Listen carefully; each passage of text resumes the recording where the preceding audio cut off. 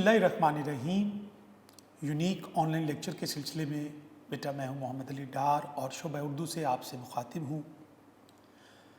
پیارے بچوں، آپ لوگ جس طرح آپ کو معلوم ہے ہم لوگ پڑھ رہے تھے اپنا سبق سر سید احمد خان کا لکھا ہوا ایک مقالہ، ایک مضمون اپنی مدد آپ۔ پیج نمبر بیٹا ہم نے 7 پر ہم تھے، جو ہم نے یہ لاسٹ ٹائم ہم نے پڑھا، جس میں ہم بات کر رہے تھے بیٹا، جس میں ہم نے سارے سبق کو جائزہ لیا اتنے حصے کا، ہاف لیسن کا، کہ لوگ خضر کی تلاش میں رہتے ہیں اور اگر لوگوں پر انحصار کریں گے اور خضر کو ڈھونڈیں گے تو پھر نتیجہ یہ نکلے گا کہ ہمارے اندر جو اپنے کام کا جذبہ ہے وہ ختم ہو جائے گا، اور ایسا کرنا قوت کی پرستش ہوتا ہے، اور یہ انسان کو حقیر اس طرح بن جاتا ہے، انسان جس طرح دولت کی پرستش میں حقیر اور رسوا ہو جاتا ہے، اس طرح دوسروں پر انحصار کرنے سے انسان کی اپنی شخصیت جو ہے وہ ڈکلائن میں چلی جاتی ہے، زوال کا شکار ہو جاتی ہے۔ تو یہ ہم نے ڈسکس کیا، اور ساتھ اس سے پہلے ہم ڈسکس کر رہے تھے کہ جو قومیں اپنی دلی حالت کو تبدیل نہیں کرتی، ان کی وضع، لباس، ان کا رہن سہن، ان کا طریقہ، ان کا کردار، ان کی سوچ، ان کے رویے خیالی باتوں پر بیس کرتی ہوئی زندگی جب گزارتے ہیں تو کبھی بھی کوئی اچھی تبدیلی، اچھی ترقی اس قوم کو نصیب نہیں ہو سکتی۔ سر سید بیٹا آپ کو جیسے معلوم ہے کہ سر سید بنیادی طور پر برصغیر کے مسلمانوں کی ترقی کے خواہاں تھے، چاہتے تھے کہ مسلمان برصغیر کے رہنے والے بالخصوص ترقی کریں۔ یہ پست زندگی، معیار زندگی بسر کر رہے تھے، اور ان میں رفتہ رفتہ بہت سی خرابیاں اس انگریزوں کے تسلط کے بعد اور ہندوؤں کے ساتھ رہ کر ان کے اندر بہت سی خرابیاں پیدا ہو گئی تھیں، اور یہ کریکٹر وائز، کردار وائز مسلمان مضبوط نہیں رہے تھے، ان میں ایک ڈکلائن کا شکار تھے۔ یہ ان کی جو نئی نسل ہے وہ ان بدلتے ہوئے حالات کے ذریعے اثر زندگی بسر کر رہی تھی اور پروان چڑھ رہی تھی، اور سر سید چاہتے تھے کہ ان کی اصلاح کی جائے۔ ان کے سر سید کے مضامین کی آپ کو میں نے پہلے بھی بتایا تھا کہ وصف یہ ہے کہ وہ اصلاح، مقصدیت، رہنمائی، بہتری یہ چاہتے تھے یہاں کے لوگوں کے لیے، کیونکہ ہم لوگ ایک پسماندہ مسلمان بالخصوص بہت بدحال زندگی بسر کر رہے تھے، تو ان حالات سے ان کو نکالنے کے لیے کاوش تھی۔ تو سر سید نے قلم کی طاقت سے یہ کام شروع کیا، اور ان کے یہ مضامین، یہ مقالات جو ہیں یہ اسی حوالے کی ایک کڑی ہیں، جیسا کہ آپ سب جانتے ہیں۔ تو آج ہم نے بیٹا ڈسکس کرنا ہے اپنا نیا پیراگراف یہاں سے، کہ جی بڑا سچا مسئلہ اور نہایت مضبوط، جس سے زیادہ دنیا کی قوموں نے عزت پائی، وہ اپنی مدد آپ ہے۔ یعنی ایک مفکر نے کہا تھا کہ جو کام خود کر سکتے ہو اس کے لیے دوسروں سے درخواست مت کرو۔ یعنی اس کا مطلب یہ ہوا کہ بڑا سچا مسئلہ ایک بڑی بنیادی چیز ہے جو دنیا کی معزز قوموں نے عزت پائی ہے۔ وہ آج جتنی بھی ترقی یافتہ، سر سید کہہ رہے ہیں کہ جتنی ترقی یافتہ اقوام ہیں وہ جس مقام پر پہنچی ہیں وہ دوسروں پہ ڈپینڈ کر نہیں پہنچی۔ یہ وہ قومیں ہیں جنہوں نے ترقی حاصل کی اور اس کے پاس جو بنیادی کی پوائنٹ تھا وہ اپنی مدد آپ تھی، وہ دوسروں پر ڈپینڈ نہیں کرتے تھے۔ اور اگر ہم یہ غور سے سمجھیں اس بات کو تو انسان کی تاریخ کا مطالعہ کریں تو انسان کی تاریخ بنیادی طور پر محنت کی تاریخ ہے۔ پورے انسانوں کی تاریخ اٹھا لیں، انسان اگر محنت نہ کرتا تو آج اس ترقی یافتہ حالت میں نہ پہنچتا۔ آج اس نے چاند پر قدم رکھ لیا ہے، آج وہ ہواؤں کے اندر اڑتا پھرتا ہے، سائنس کی ایجادات ہمارے سامنے ہیں۔ ضرورت ایجاد کی ماں ہے اور ایجاد محنت کی محتاج ہے۔ محنت کے بغیر اگر یہ محنت کو مائنس کریں گے تو انسان واپس وہ غاروں کی زندگی میں چلا جائے گا، لیکن یہ محنت کے بلبوتے پہ بیٹا انسان ترقی کرتا کرتا یہاں تک پہنچا ہے۔ اور جتنی بھی ترقی یافتہ اقوام ہمارے سامنے گزری ہیں ان سب کی اگر جائزہ لیا جائے تو اس کی بنیادی طاقت یہ تھی کہ انہوں نے اپنی ذات پر بھروسہ کیا، اپنی محنت اور کاوش سے وہ ترقی کی منازل طے کرتے گئے، اور آج وہ دنیا میں معزز قوموں کی حیثیت سے جانے اور پہچانے جاتے ہیں۔ تو ہم بات کر رہے تھے بیٹا کہ اگر سر سید کہہ رہے ہیں کہ جس وقت لوگ اس کو اچھی طرح سمجھیں گے، کس چیز کو؟ اپنی مدد آپ کرنے کی اہمیت کو سمجھیں گے اور اس کو کام میں لاویں گے، پھر خضر کو ڈھونڈنا بھول جائیں گے، پھر وہ کسی خضر کی تلاش میں نہیں رہیں گے کہ کوئی آ کے ہمیں راستہ بتائے، کوئی ہمارے گائیڈ کرے۔ وہ خود پر بھروسہ کریں گے، وہ دوسروں پر ڈپینڈ نہیں کریں گے، औरों पर भरोसे اور اپنی مدد آپ، یہ دونوں اصول ایک دوسرے کے بالکل مخالف ہیں. یہ دونوں ایک دوسرے کے اپوزٹ ہیں. یہ دونوں اصول ایک دوسرے کے مخالف سمت چلتے ہیں. یہ نہیں دوسروں پر انحصار کرنا اور اپنی مدد آپ کرنا، یہ دونوں ایک دوسرے کے متضاد ہیں. یہ پیرلل نہیں چل سکتے. اگر یہ سر سید کہتے ہیں کہ یہ دونوں اصول ایک دوسرے کے بالکل مخالف ہیں، پچھلا انسان کی بدیوں کو برباد کرتا ہے. پچھلا یعنی اپنی مدد آپ کرنا انسان کی بدیوں کو ختم کرتا ہے، یعنی انسان کی شخصیت میں جو خامیاں ہوتی ہیں ان کو ختم کر دیتا ہے. کیونکہ انسان محنتی ہو جاتا ہے، کام کرنے والا بن جاتا ہے، دوسروں پہ بھروسہ نہیں کر سکتا، تو اس کے اندر جو خامیاں پائی جاتی ہیں وہ ختم ہو جاتی ہیں اور وہ ایک بہترین شخصیت اور کردار لے کر آگے بڑھتا ہے اور ترقی کرتا ہے. اور رفتہ رفتہ اگر یہ سارے لوگوں میں یہ خوبی پیدا ہوگی تو وہ پوری قوم بیٹا ترقی کرتی چلی جائے گی. اس کے بعد سر سید کہتے ہیں اور پہلا خود انسان کو، اگر آپ دوسروں پر بھروسہ کریں گے، اگر آپ دوسروں پہ بیٹا ڈپینڈ کریں گے، سر سید یہ سمجھا رہے ہیں ہمیں کہ اگر آپ دوسروں پہ انحصار کریں گے تو آپ کی اپنی شخصیت ختم ہو جائے گی، انسان خود تباہ و برباد ہو جائے گا. اس کی تباہی و بربادی کیا ہے کہ وہ دوسروں کی نظروں میں بیٹا حقیر ہو جاتا ہے، اس کی کوئی عزت نہیں رہتی، اس کا کوئی مقام و مرتبہ نہیں رہتا، اس کی توقیر ختم ہو جاتی ہے، اس کی لوگوں کی نظروں میں عزت کا خاتمہ ہو جاتا ہے. تو اس لیے سر سید یہ سمجھانے کی کوشش کر رہے ہیں کہ اگر ہم اپنی مدد آپ کے اصول پر رہیں گے تو ہمارے اندر کی خامیاں انفرادی طور پر اور رفتہ رفتہ اجتماعی طور پہ ختم ہوگی. اور اگر ہم دوسروں پہ انحصار کریں گے، دوسروں کی تلاش میں رہیں گے، دوسروں پہ بھروسہ کریں گے، خود اپنے لیے کچھ نہیں کریں گے، تو نتیجہ کیا نکلے گا؟ ہماری اپنی شخصیت، اپنی انسان کے اندر جو خوبیاں ہوتی ہیں وہ تباہ ہو جائیں گی، وہ ختم ہو جائیں گی، وہ زائل ہو جائیں گی. کیونکہ قرآن ہمیں یہ بتاتا ہے کہ انسان کے لیے وہی کچھ ہے جس کے لیے اس نے کوشش کی. تو بیٹا اس اصول کو سامنے رکھنا ہے. ہم نے اپنے لیے کچھ کریں گے تو خدا بھی ہماری مدد کرے گا. آگے چل کے سر سید بیٹا بتاتے ہیں کہ قومی انتظام یا عمدہ قوانین کے اجرا کی خواہش. قومی انتظام، ایک قومی نظام بنایا جائے. عمدہ قوانین، بہترین قوانین ہوں، اصول و ضوابط اور قوانین گورنمنٹ طے کرے. کہ اجرا کی خواہش بھی ایک قدیمی خیال ہے، یہ پرانا خیال ہے، پرانا تصور ہے کہ یہ قومی انتظام ہو، اچھے قوانین بنا دیے جائیں تو ہم سب لوگ صحیح ہو جائیں گے، قومیں درست راستے پہ آ جائیں گی. سر سید کہتے ہیں ایسا نہیں ہو سکتا، یہ ایک پرانا خیال ہے.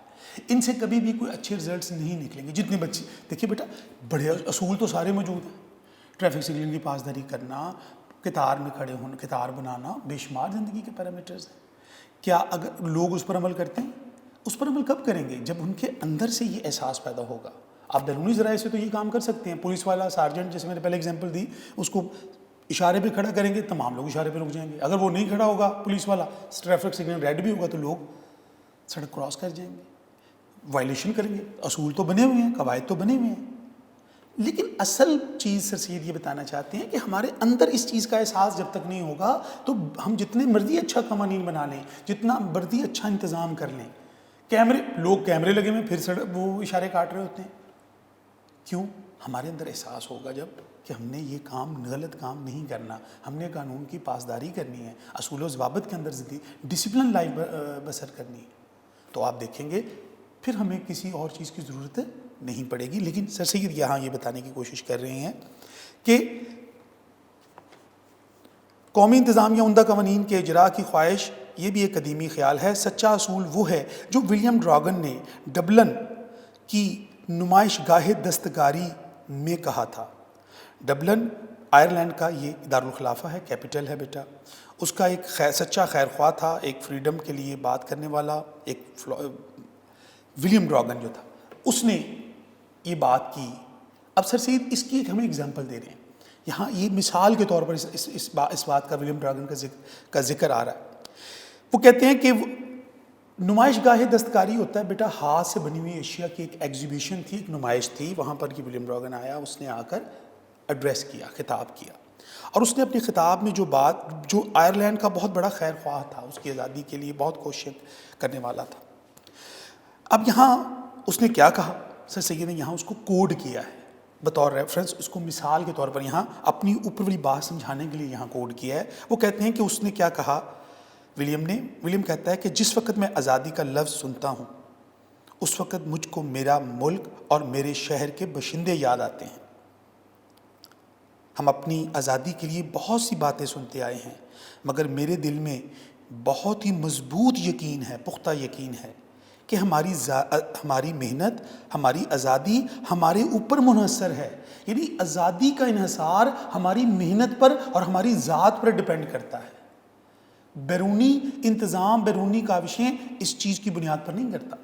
یعنی کسی بھی قوم کے اندر، کسی بھی افراد معاشرہ کے اندر، کسی بھی فرد کے اندر جب سچی محنت اور آزادی کا جذبہ بیدار ہوتا ہے تو دنیا کی تاریخ میں دیکھیں وہ قومیں جنہوں نے آزادی حاصل کی ہے، ہم نے بھی تو آزادی حاصل کی ہے، ایک لگن کے ساتھ، ایک جذبے کے ساتھ، ایک محنت کے ساتھ، ولولہ انگیز قیادت قائد اعظم رحمۃ اللہ علیہ کے ساتھ، اقبال کے خواب کی جو تعبیر کی ہے، کیا وہ محنت کے بغیر ممکن تھی؟ وہ قربانی دینے کے بغیر ممکن تھی؟ ایسا ممکن نہیں تھا۔ اور کیا انہوں نے اپنے موقف میں کبھی تبدیلی کی؟ نہیں کی۔ یہی بات ولیم بھی کہہ رہا ہے۔ وہ یہ کہہ رہا ہے کہ جب میں آزادی کا لفظ سنتا ہوں تو مجھے میرے وطن کے لوگ یاد آتے ہیں، اور وہ یہ اصول بتا رہا ہے کہ ہماری آزادی ہمارے اوپر منحصر ہے، اس کا آزادی کا انحصار ہماری ذات پر ہے، حالات پر نہیں ہے۔ حالات تو آزادی کے مخالف ہے، وہ تو ہمیں مقید رکھنا چاہتے ہیں، ہم نے اس میں سے اپنے لیے آزادی کی راہ ڈھونڈنی ہے۔ میں یقین کرتا ہوں کہ اگر ہم محنت کیے جائیں، مسلسل ایفرٹ کیا جائے اور اپنی قوتوں کو ٹھیک طور پر استعمال کریں، قوتوں، صلاحیتوں کو، ابیلٹیز کو، تو اس سے زیادہ ہم کو کوئی موقع یا آئندہ کی قوی ہوتا ہے مضبوط، طاقتور توقع اپنی بہتری کے لیے نہیں ہے۔ یعنی اگر ہم صحیح طور پر اپنی صلاحیتوں کو استعمال کریں اور محنت مسلسل کرتے رہیں تو کیا ہوگا؟ اس سے زیادہ مضبوط اور ہمارے لیے کوئی امید نہیں ہے کہ ہم اپنے مقصد میں کامیاب ہو جائیں، اور وہ مقصد اگر آزادی ہے، ترقی ہے، خوشحالی ہے، یہ سارے اصول اس چیز پر بیس کرتے ہیں۔ تو یہاں پر ولیم کہتے ہیں کہ استقلال اور محنت کامیابی کا بڑا ذریعہ ہے۔ استقلال اور محنت، استقلال ہوتی ہے ڈٹرمنیشن، ثابت قدمی، مستقل مزاجی، کہ آپ ایک چیز پر ثابت قدم ہو جائیں، ڈٹ جائیں، اور کامیابی کا انحصار ہماری ڈٹرمنیشن پہ ہوتا ہے۔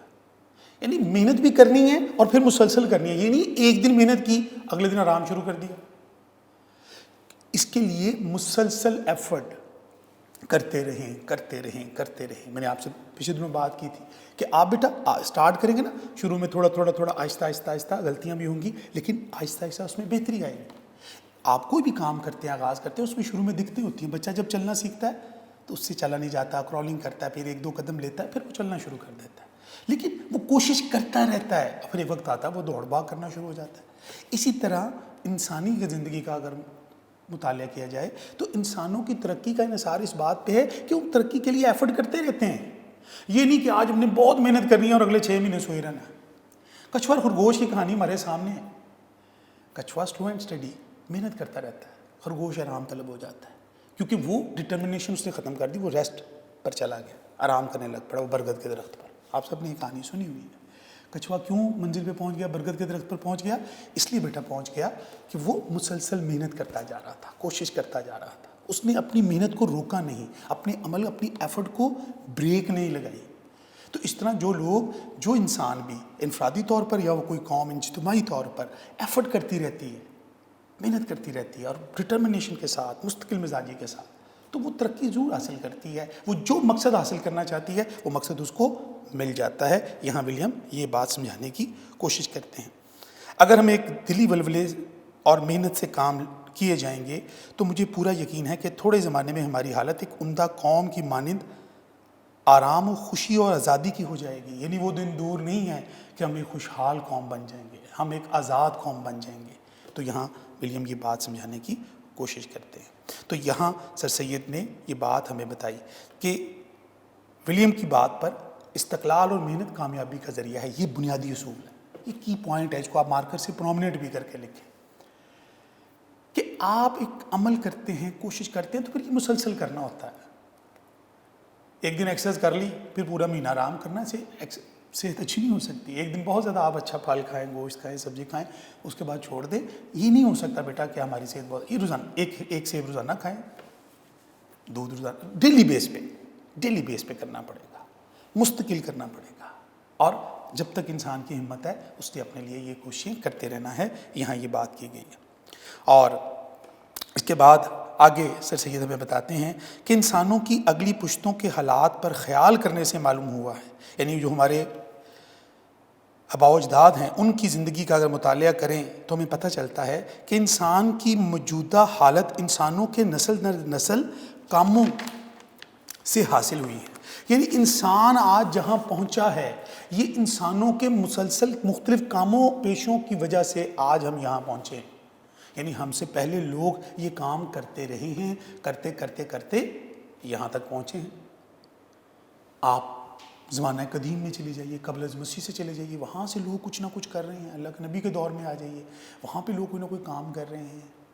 وقت گزرتا جا رہا ہے، انسان ترقی کرتا جا رہا ہے، اور آج اس موجودہ دور میں جو ہم پہنچے ہیں یہ اس پروسیس کا نتیجہ ہے. یہ ایک دن میں نہیں ہوا بیٹا، اس کے اوپر یہ صدیوں پر محیط ہے. انسانی تاریخ بڑی پرانی ہے. تو وہ انسانی تاریخ کہ اگر آج ہم جس مقام پر ہیں یہ اصل میں ان پچھلے انسانوں کی نسل در نسل محنت کے نتیجے میں یہاں ہم پہنچتے ہیں. ان کی مسلسل ایفرٹ ہے جو مختلف ڈائمینشنز کے اندر، مختلف شعبوں کے اندر انہوں نے کام کیے ہوں. ظاہری بات ہے پرانے زمانے کے لوگوں کے کام کاج کے طریقے اس زمانے کے مطابق ہوں گے، اس کے مطابق وہ کام کرتے تھے.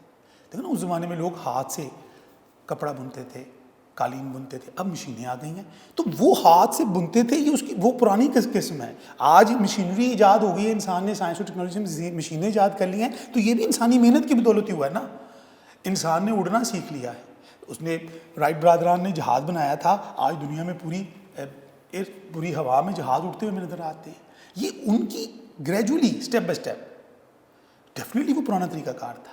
آج جدید دور میں ہم آئی ٹی کے دور میں آ گئے ہیں، آج ہم نے بہت ترقی کر لی ہے، لیکن یہ وہ پچھلی ترقی سے جڑی ہوئی چیز ہے. اگر وہ یہ کام نہ کرتے تو آج ہم اس جگہ پر محنت کر کر نہ پہنچ پاتے. تو یہ نسل در نسل پروسیس ہے، اسٹیپ بائی اسٹیپ آپ یہاں آ جاتے ہیں، یہاں پہنچ جاتے.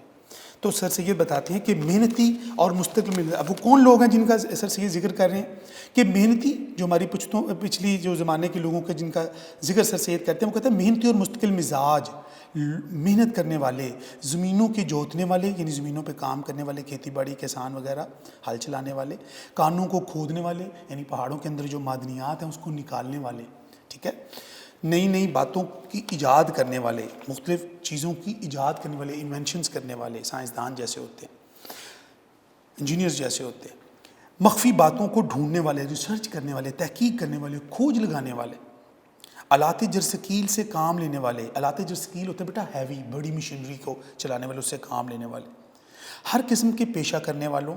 مختلف پیشے سے مراد مختلف کام ہیں. مثال کے طور پر ہنرمندوں، مختلف ہنرمند ہیں، مختلف لوگ مختلف کام کرتے ہیں. کوئی برتن کا کام کرتا ہے، کوئی لکڑی کا کام کرتا ہے، کوئی کپڑے کا درزی کپڑے سیتا ہے. مختلف لوگ مختلف ہنرمند ہیں. کوئی مکینکس کا کام کرتا ہے، چھوٹے چھوٹے کام اور بڑے بڑے کام. کوئی آئی ٹی کا کام کرتا ہے، کمپیوٹر کی ریپیئرنگ کرتا ہے، کوئی ایئر کنڈیشن کا کام کرتا ہے. یہ مختلف لوگ مختلف پیشے ہیں، ان کے مختلف کام کرتے ہیں. اس کے بعد وہ بات کرتے ہیں، اگزامپل دیتے ہیں جن لوگوں کا ذکر کر رہے ہیں سر سید. ان میں شاعر بھی ہیں جنہوں نے بہت سے لوگوں کے جذبات کو انسپائر کیا.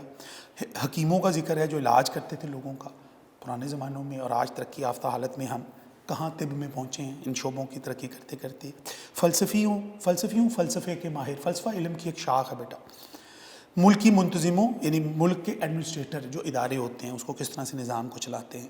تو انسان کی موجودہ ترقی کے حالات پر پہنچنے میں بڑی مدد دی ہے. یعنی انسان جو ترقی کر کے، سر سید نے جو کہا تھا کہ جو انسان کی جو موجودہ ترقی ہے یہ دراصل ہمارے پچھلے لوگوں کی مسلسل محنت کے نتیجے میں ہم یہاں پہنچے ہیں. یہ اس بات کی دلیل ہے کہ ان لوگوں نے جہاں تک ہمیں پہنچایا ان سب کا بہت بڑا رول ہے. اگر یہ لوگ محنت، مشقت اور ڈٹرمنیشن سے کام نہ کرتے تو آج انسانی ترقی اس مقام، اس نہج پر نہ پہنچتی. ایک نسل نے دوسری نسل کی محنت پر عمارت بنائی ہے.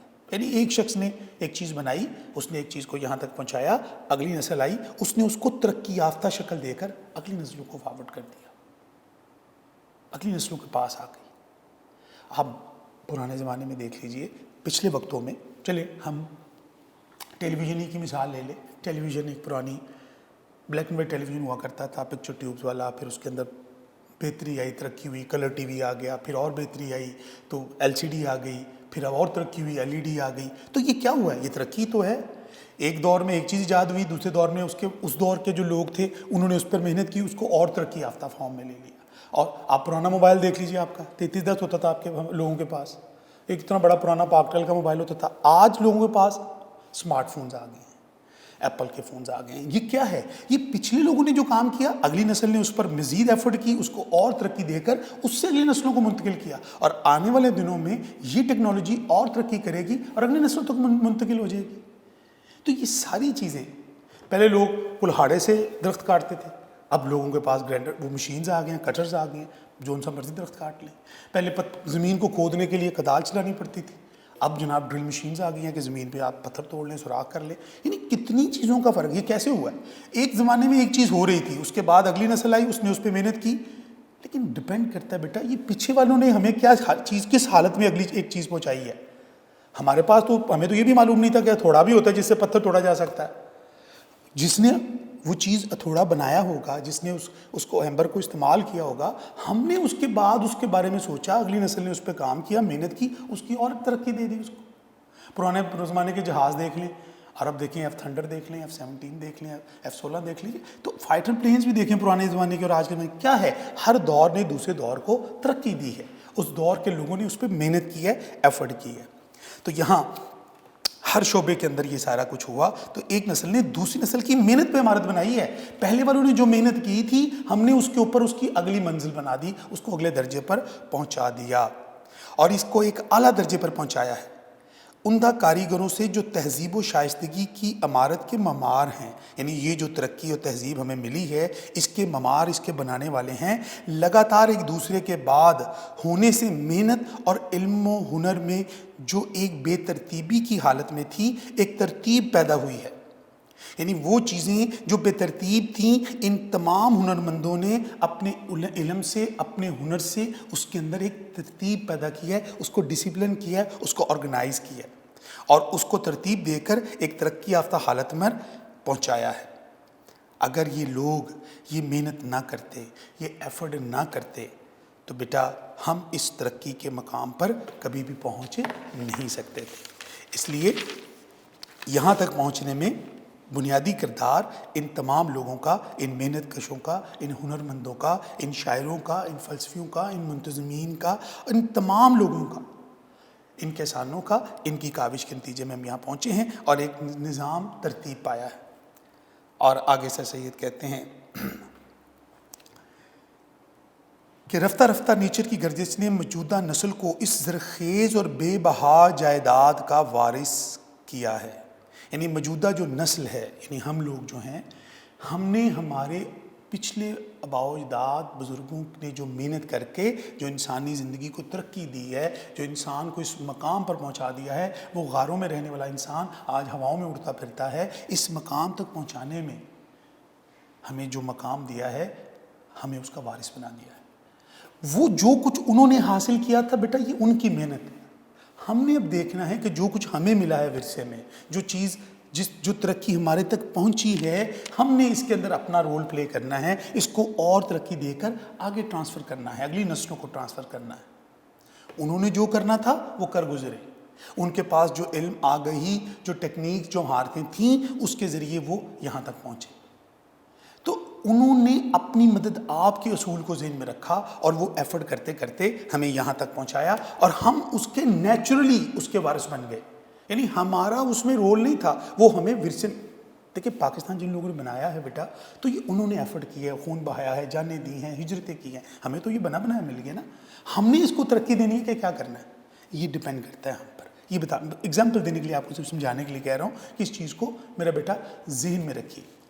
تو یہاں پر بیٹا سر سید آگے بتاتے ہیں، وہ کہتے ہیں جی کہ ہمارا اب تک کا جو بھی ٹیکنیک، جو ہنر، جو علم، جو ترقی، جو کچھ تھا، وہ نیچر کی گرج نے موجودہ نسل کو اس زرخیز اور بے بہا جائیداد کا وارث بنا دیا ہے. یہ ہمارے پرکھوں کی محنت کا نتیجہ تھا، جو ہمارے پرکھوں کی ہوشیاری اور محنت سے مہیا ہوئی تھی. ہمارے بزرگوں نے، پرکھوں کہتے ہیں ہمارے آباء و اجداد بڑے جو ہیں، ہماری پچھلی نسلیں جو ہیں، انہوں نے محنت کی، انہوں نے کوشش کی. یہ ان کی محنت کا نتیجہ ہے کہ ہم اس جائیداد کا وارث بن گئے ہیں. گھر اگر فرض کیجیے دادا جی نے بنایا تھا، میں نے نہیں بنایا. میرے والد نے بنایا تھا، انہوں نے بنا کر مجھے دے دیا، یعنی میرے پاس آ گیا، اب اس کا مالک ان کی اولاد بن گئی ہے، یہ بتانے کی بات ہے۔ تو اس طرح ہمارے بزرگوں نے جو محنت کی، جس شعبے میں بھی کی، اس کے ہم وارث بن گئے۔ اس لیے اچھا وہ دولت انہوں نے سارا کچھ کر کے ہمیں اس لیے نہیں دی تھی، محنت سے مہیا ہوئی تھی، وہ جائیداد ہم کو اس لیے نہیں دی گئی تھی کہ ہم صرف مثل مار سرے گنج، یعنی خزانے پر بیٹھا ہوا سانپ، خزانے کے اوپر کنڈلی مار کر بیٹھا ہوا سانپ بن کر بیٹھ جائیں۔ مثل مار سرے گنج، گنج کہتے ہیں بیٹا خزانے کو،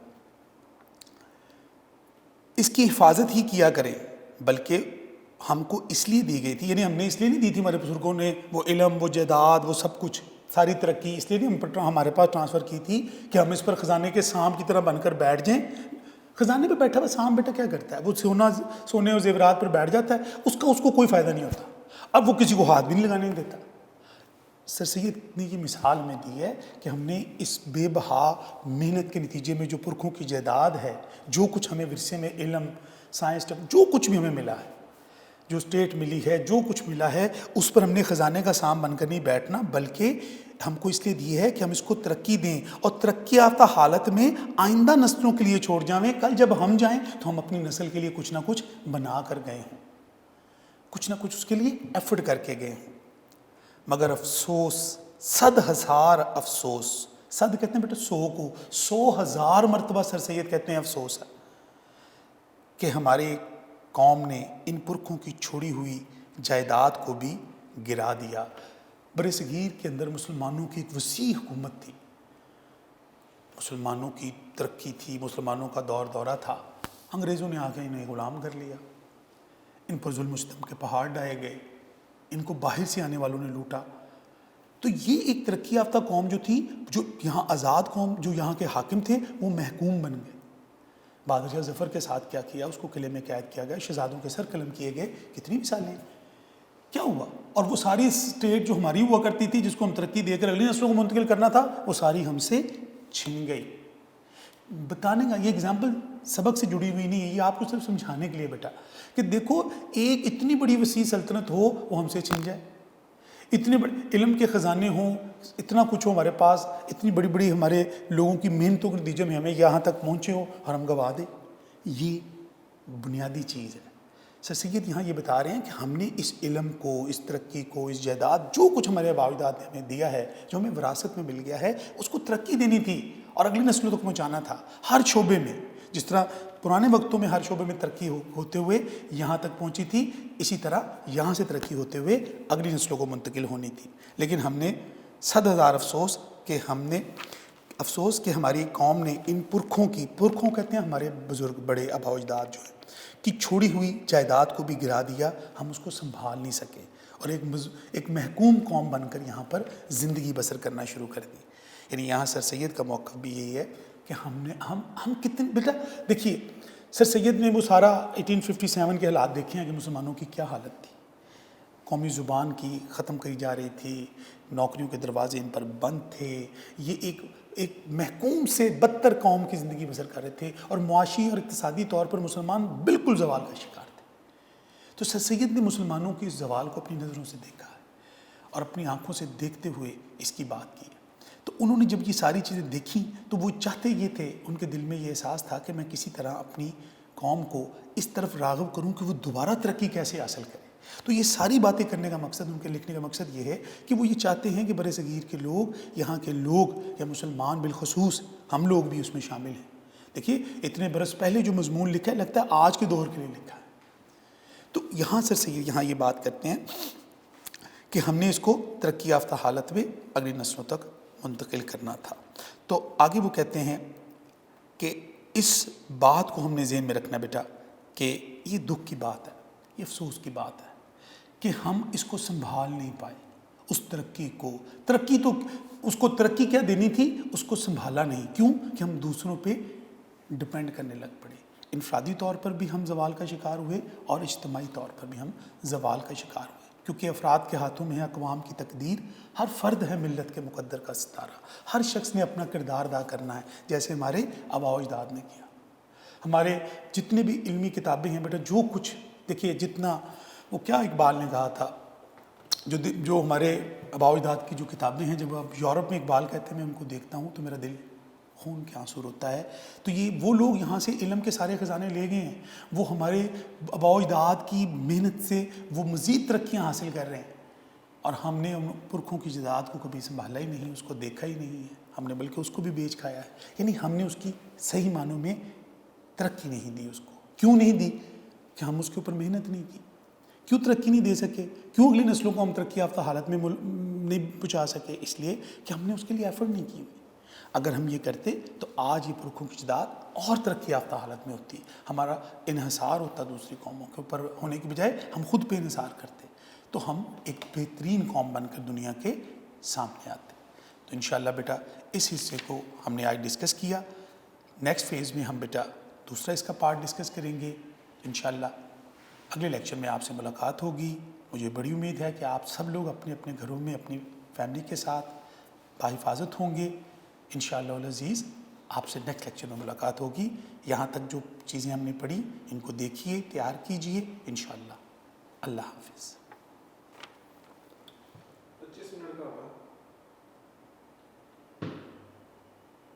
25 منٹ کا تو ہم اس کو پورا کر دیتے.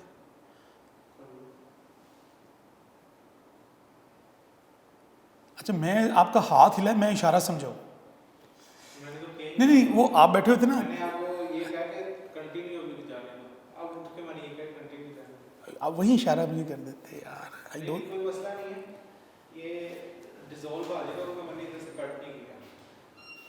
ہو جائے گا یہاں سیٹ.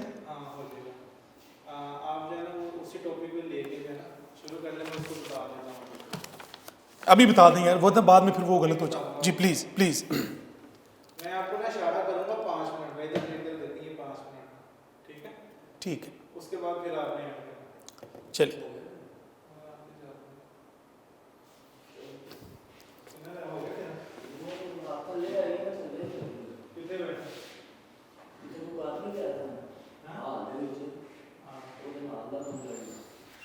بس آئیے 15 منٹ آئے جی، ادھر سے اسٹارٹ ہوگا.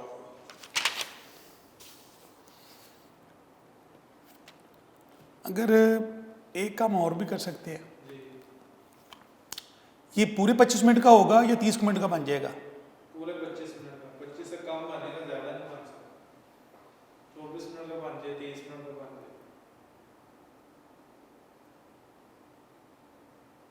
کیونکہ جتنے بھی میں نے ابھی کیے ہیں وہ سارے 40 منٹ کی تھی. ٹاپک پھر پورا نہیں ہونا. کیا کہہ رہے ہیں؟ میں نے کہا ٹاپک پھر بھی پورا نہیں ہونا، مطلب چیپٹر پورا نہیں ہونا. ایک پیراگراف اور ہو سکتا ہے 10 منٹ. پیراگراف پڑھ لو 10 منٹ میں ایسے ہی کرو نا، اس کی ریلیونٹ جو ہے وہ کر لو 10 منٹ. ہاں وہی کروں گا. آگے چلتے ہیں. اب آپ نے جب شروع کرنا ہے نا، جی جی جب میں آپ کو کیوں کہوں گا تو آپ نے اس کی طرف دیکھنا 3-4 سیکنڈ کیمرے کی طرف. جی ٹھیک ہے. اس کے بعد پھر بات سٹارٹ کریں. ٹھیک ہے.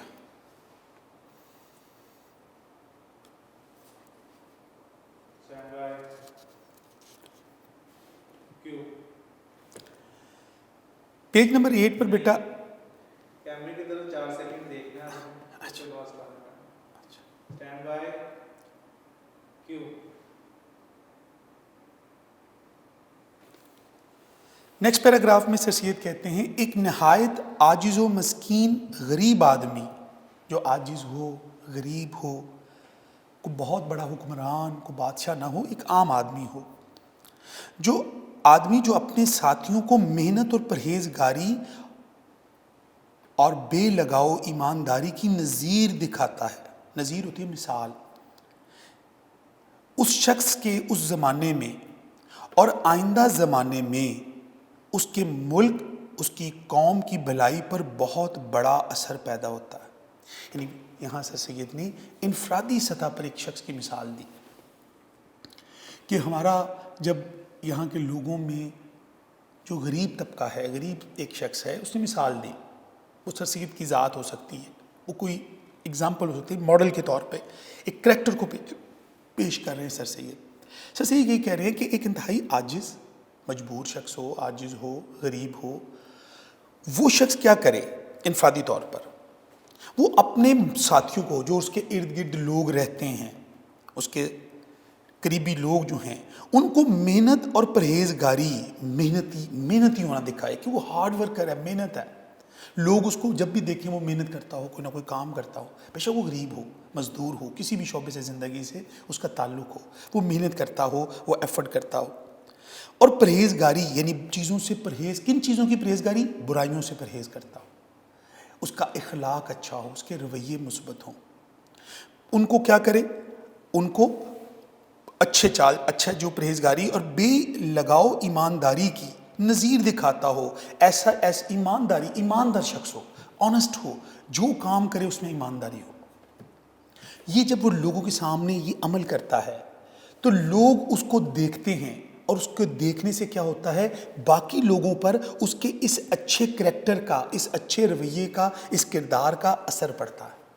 یعنی وہ اپنی محنت سے، اپنی پرہیزگاری سے، اپنی ایمانداری سے لوگوں کو انسپائر کرتا ہے، متاثر کرتا ہے. لوگوں کے کردار پر اس کا بہت مثبت اثر پڑتا ہے. یہ انفرادیت کی بات ہو رہی ہے. ایک عام آدمی، ایک غریب اور عاجز و مسکین آدمی جس کے پاس کوئی اختیار نہیں ہے، جس کے پاس کوئی طاقت نہیں ہے، جس کے پاس کوئی عہدہ نہیں ہے، وہ ایک عام آدمی ہے، لیکن اپنے ارد گرد کے رہنے والوں پر، جو اس کے قریبی لوگ ہیں، وہ اس کو جب بھی دیکھتے ہیں وہ محنت کر رہا ہوتا ہے، وہ برائیوں سے بچتا ہے، وہ اچھے کام کرتا ہے، وہ آنیسٹ ہے، وہ دوسروں کے بارے میں اچھا سوچتا ہے. اس کے جتنے بھی پازیٹیو بیہیویئرز ہیں لوگوں کے سامنے ہیں.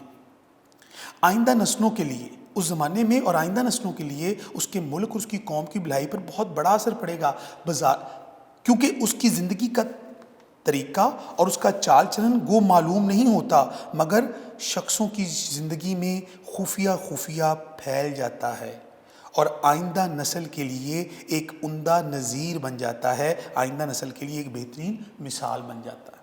یعنی ایک فرد چاہے تو وہ دوسروں کو بہت زیادہ متاثر کر سکتا ہے. دیکھو بیٹا، آپ ایمانداری سے تولتے ہیں، آپ کے قریبی لوگ دیکھتے ہیں کہ آنیسٹ ہے، ایمانداری سے کام کرتا ہے، تو لوگوں کو یہ ایک میسج ملا کہ آنیسٹی سے کام کرنا ہے. اسی طرح ایک شخص محنتی ہے، ہارڈ ورک ہے، سست نہیں ہے، کوئی بھی کام ہوتا ہے پوری جذبے سے، جوش ولولے کے ساتھ کرتا ہے، تو لوگوں کو پتہ لگتا ہے کہ یار یہ ہارڈ ورک اور محنتی شخص ہے، سست نہیں ہے. آپ کیا کرتے ہیں؟ آپ لوگوں کے اوپر انڈائریکٹلی امپیکٹ کریٹ کر رہے ہوتے ہیں. ہمارے کام، ہمیں بہت سے لوگوں کے بارے میں ہمارا مائنڈ پہلے ہی سیٹ ہوتا ہے کہ یار وہ سوچتا ہے، وہ نہیں کر سکے گا، اس سے نہیں ہونا، وہ نہیں کر پائے گا. کیوں؟ کہ ان لوگوں نے اپنے کریکٹرز کے اندر ہمیں یہ میسج دیا ہوتا ہے کہ ہم یہ نہیں کریں گے یا وہ یہ کر نہیں سکتا. جو لوگ ہاں یہ شخص یہ کام کر سکتا ہے، کچھ لوگوں کے بارے میں ہمارے ہوتے ہیں ہاں یار یہ شخص ہماری مدد کر سکتا ہے.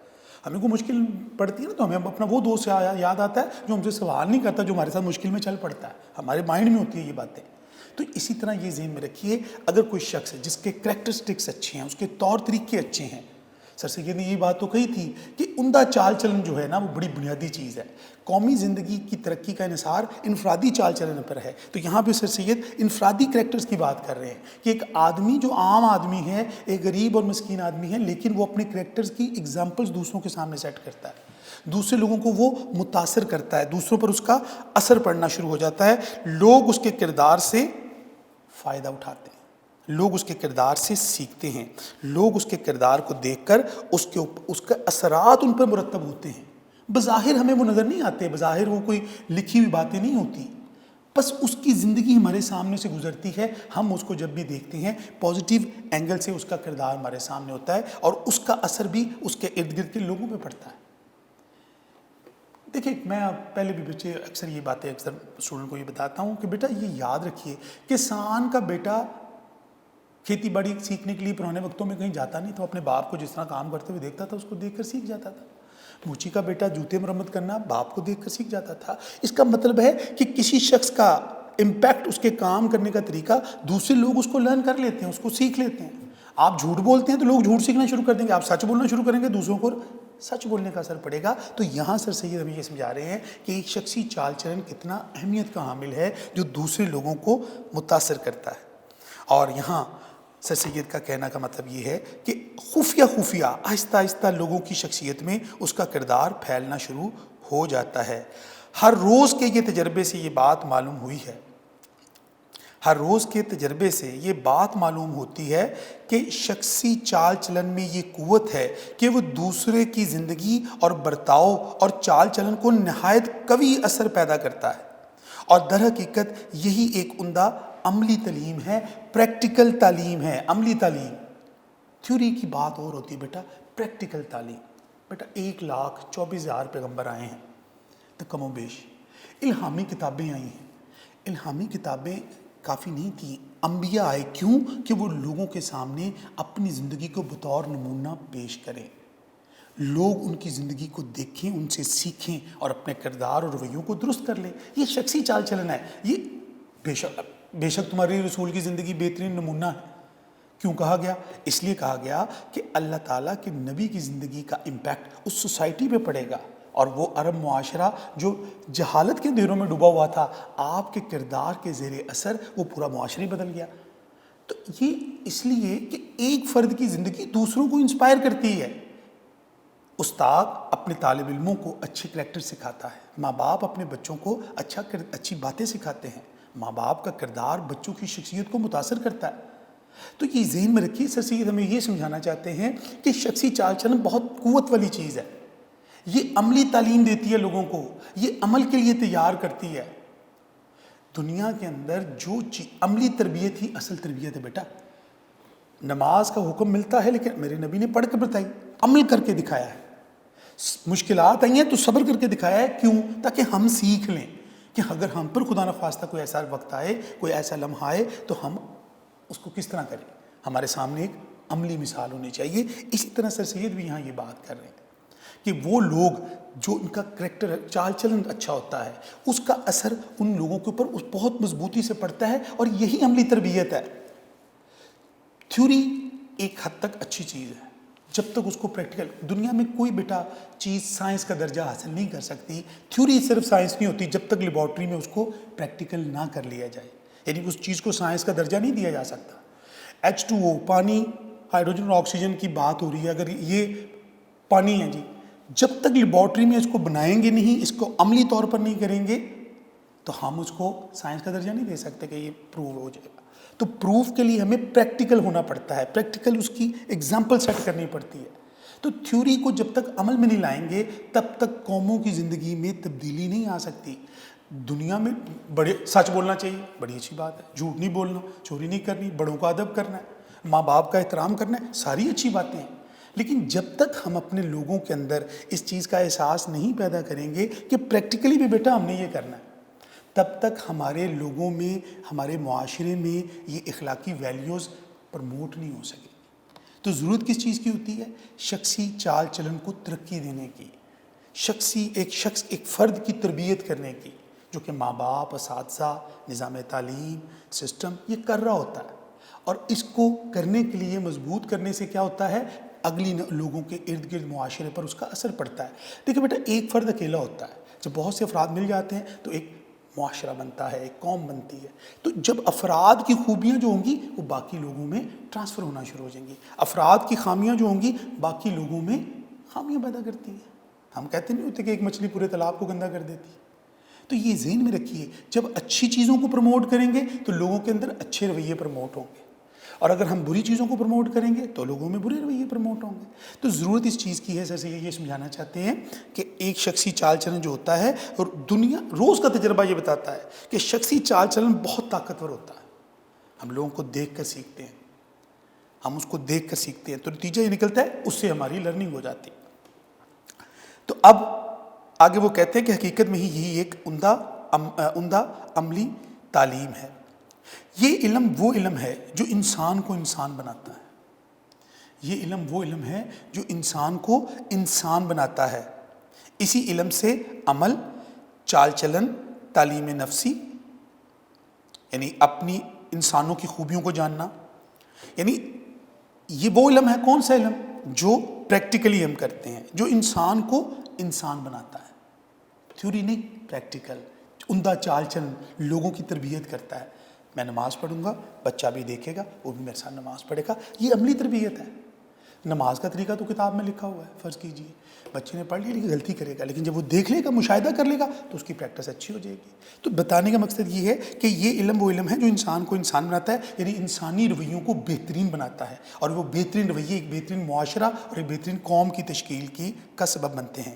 اسی علم سے عمل، یعنی عمل کرنے کی صلاحیت پیدا ہوتی ہے، چال چلن بہتر ہوتا ہے، اسی کے ذریعے کیا ہوتا ہے، تعلیم نفسی یعنی انسانی خوبیوں کو جاننا جاتا ہے، نفس کشی خواہشات کو قابو کیسے کرنا ہے، اس خواہشات کو ختم کیسے کرنا ہے، اس کو کنٹرول کیسے کرنا ہے، شخصی خوبیوں کا پتہ چلتا ہے، قومی مضبوطی پیدا ہوتی ہے اس شخصی چال چلن کے امپیکٹ سے جو عملی تعلیم ہم دیتے ہیں، قومی عزت کیسے حاصل ہوتی ہے یہ بھی اسی سے پیدا ہوگی۔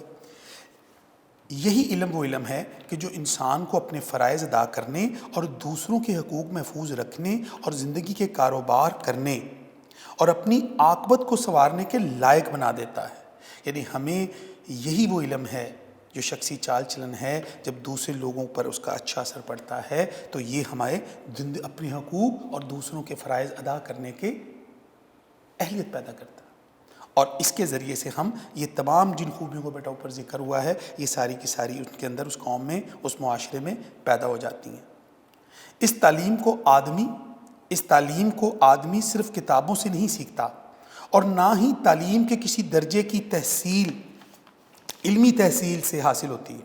یعنی یہ کسی علمی تحصیل یعنی پرائمری سطح، مڈل سطح، میٹرک سطح، گریجویشن، یہ کسی سٹیج پر جا کر نہیں سیکھنی ہوتی، یہ پروسیس مسلسل چلتا رہتا ہے اور ساری زندگی چلتا رہتا ہے، یہ تھوڑی دیر کے لیے نہیں ہوتا، یہ لائف ٹائم سیکھتا رہتا ہے۔ یعنی اس تعلیم کو آدمی صرف کتابوں سے نہیں سیکھتا، اور نہ ہی یہ تعلیم کسی علمی تحصیل سے حاصل ہوتی ہے۔ یہ تعلیم کہاں سے حاصل ہوتی ہے؟ مشاہدے کے ذریعے سے، جب ہم دوسروں کو دیکھتے ہیں۔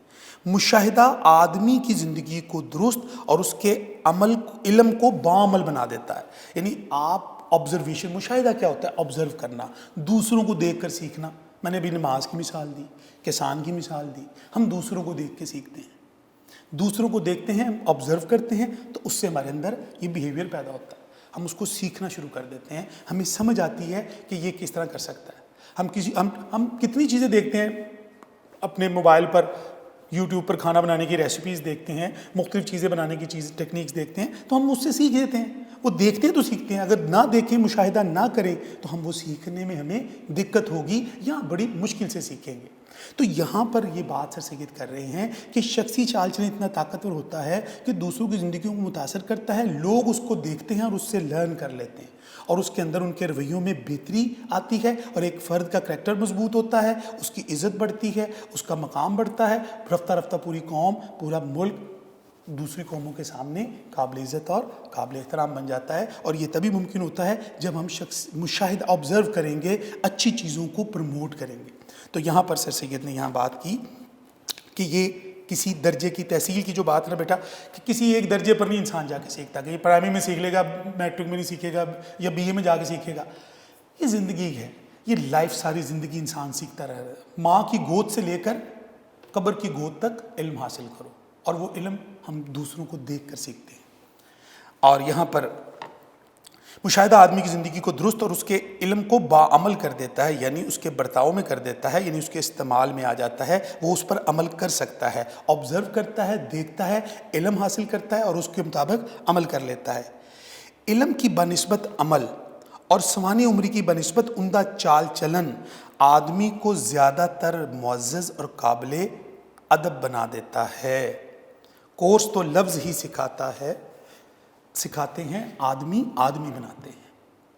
بیٹا یہاں سر سے یہ بتا رہے ہیں کہ ہم دوسروں کو دیکھ کر سیکھتے ہیں، ہم دوسروں سے رہنمائی حاصل کرتے ہیں، ہم کسی کی زندگی کے اچھے واقعات تو پڑھتے ہیں، لیکن ہم اچھے کردار کو جب دیکھیں گے تو ہمارے اندر اچھا اثر۔ ہم کیوں کہتے ہیں بزرگوں کی صحبت میں بیٹھیں، نیک لوگوں کی صحبت میں بیٹھیں، اچھے دوست بنائیں، تاکہ آپ پر ان کا اچھا اثر آئے، آپ اس سے سیکھیں اور آپ لوگوں کے سامنے قابل عزت بن سکیں، قابل ادب بن سکیں۔